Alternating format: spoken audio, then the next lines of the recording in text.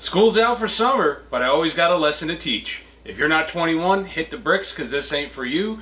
Today we're going to do a very special 4th of July cocktail, and this isn't going to be like the Liberty Teeny or some goofy red, white, and blue bullshit. This is going to be one of my favorites because it's taking booze and history coming together, and it's going to be fantastic. So we're going to do a famous historic cocktail called the Fish House Punch. Now, I'll give you a little background. The Fish House Punch. The Fish House was a gentleman's club in Philadelphia. Not that type of gentleman's club. This was kind of like, a tavern. Guys would get together, talk politics, smoke cigars, and, do the occasional odd fishing trip. And in the main room of the Fish House, there'd be a big punch bowl, and they would have this cocktail in there. It's a very strong alcohol-based type of beverage. But symbolically, every member, you go to that bowl, you'd be able to scoop some out with the ladle, pour it into your glass. In a weird way, it's a very democratic idea that everybody walking through the door is equal and everyone has access to this. So let's take a look at this. So the first thing you're going to do is, I don't have a punch bowl, so I'm using a pitcher. You'll see in the bottom there some really funky looking lemons. What we did was we cut them, 2 lemons, we cut them in rings, put them in a bowl, and then covered them with a cup of sugar. And what that's going to do is that's going to draw out the juices and all the essential oils, and it's going to make a very flavorful syrup, which we got the little extra here, and it's really good. This is very much like a brown sugar lemon simple syrup, except we didn't have to boil anything. So you chop them up, you put them in the fridge, you let them sit. It's going to extract all that wonderful goodness out. So we're going to start with that. Okay.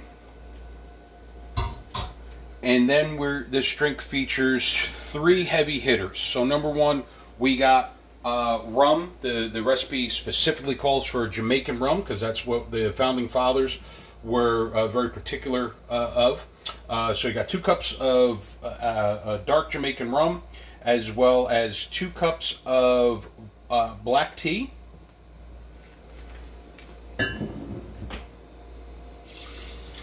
Oh. Stop doing that. Now we know why the rum is always gone. I'm going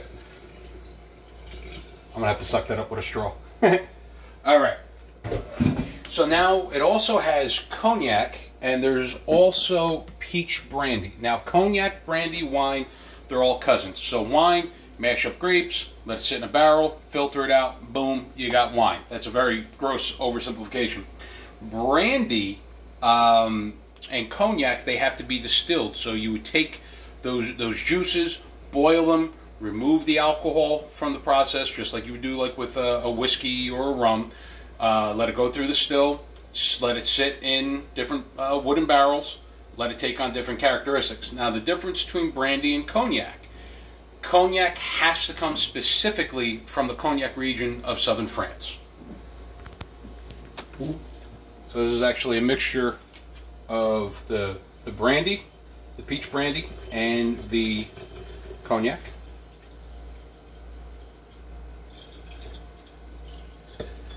There you go. And then this is a lemon black tea. These were all ingredients that you'd find back in the pre and post American Revolution. And this will put you on your ass. One of the journals, one of the websites I went to, evidently George Washington partied a little too hard with this beverage. And he basically had a hangover for 3 days. So always drink your responsibility. Now what you would do is you would sit this in, like I said, a punch bowl, big chunk of ice, and you just let it sit. But since I don't have a punch bowl, here's what I'm going to do.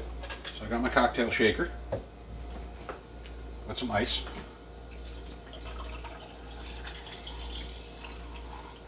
And I'm going to give it a good shake.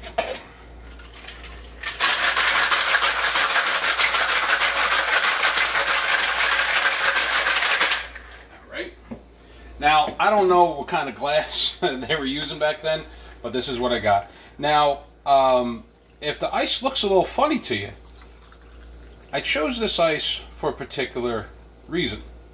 My wife got a pineapple. I'm gonna take a look at that. A pineapple ice cube tray. Now, the reason why I chose this is because pineapples, during the post and pre-American Revolution, pineapples were a very high-ticket item.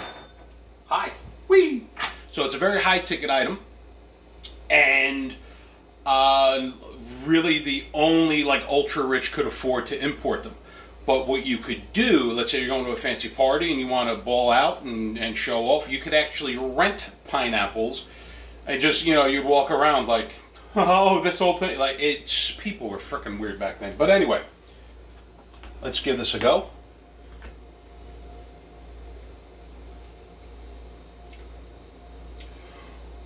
All right, so lots of ice, kind of like a mint julep. Let it naturally kind of dilute itself.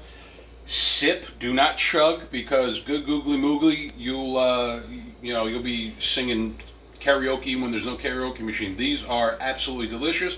Maybe you want to garnish with a little lime wheel, maybe a roasted peach, whatever the case may be. But yeah, I'd fight some British people after a couple of those. So have a happy 4th of July. Shout out to my wife Mary. 4th of July is our wedding anniversary, 12 years. And going strong. Woo! Quiet, just film. We'll catch you guys down the road. Enjoy the holiday. Be safe. Don't blow anything up. And we love you. See ya.